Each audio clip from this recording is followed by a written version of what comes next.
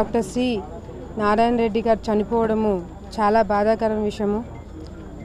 మామూలు సాధారణమైన రైతు కుటుంబంలో పుట్టి ఈరోజు ఒక మంచి రచయితగా, కవిగా, ఒక మంచి వ్యక్తిగా పేరు తీసుకురావడము మామూలు విషయం కాదు. మరి ఆయన కాలేజ్ టైంలో ఉన్నప్పుడే మంచి మంచి కవితలు రాసేవారు. ఎప్పుడైతే ఫిలిం ఇండస్ట్రీకి వచ్చి మరి ఎన్టీ రామారావు గారికి చాలా క్లోజు, చాలా పాటలు కూడా ఆయన రాశారు. మరి ముఖ్యంగా ఎన్టీ రామారావు గారికి ఆయన వ్యక్తిగతంగా కూడా చాలా క్లోజ్ ఉండడంతో మరి తెలుగుదేశం పార్టీ తరపు నుంచి ఆయన రాజ్యసభ ఎంపీగా కూడా ఉండడం జరిగింది.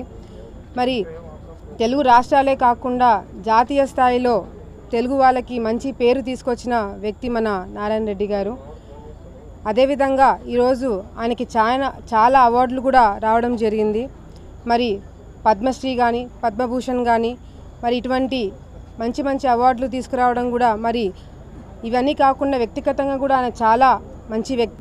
మరి పర్సనల్గా చూసుకుంటే ఆయనకి నలుగురు కూతుర్లు. మా నాన్న ఎప్పుడు చెప్పేవాళ్ళు, గంగా, యమున, సరస్వతి, కృష్ణవేణి అని నదులు పేర్లు పెట్టి, మరి అదేవిధంగా ఆయన సతీమణి పేరు మీద ప్రతి సంవత్సరము మహిళా రచయితలకి అవార్డులు కూడా ఇస్తూ వచ్చారు. మరి ఇటువంటి వ్యక్తి ఈరోజు చనిపోవడము తెలుగు రాష్ట్రాల్లో 2 రాష్ట్రాల్లో ప్రజలందరూ కూడా చాలా బాధపడుతున్నారు.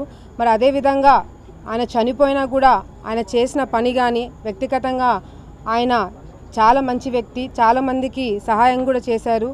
ఆయన మంచి పనులన్నీ కూడా ప్రజలందరూ కూడా ఎప్పటికీ కూడా గుర్తుపెట్టుకుంటారని తెలియజేసుకుంటూ, అటు తెలుగుదేశం పార్టీ తరపు నుంచి, నా తరపు నుంచి మరి వాళ్ళ కుటుంబంకి సానుభూతి తెలియజేసుకుంటూ, ఆయన ఎక్కడ ఉన్నా ఆయన ఆత్మకి శాంతి కలగాలని కోరుకుంటున్నాము.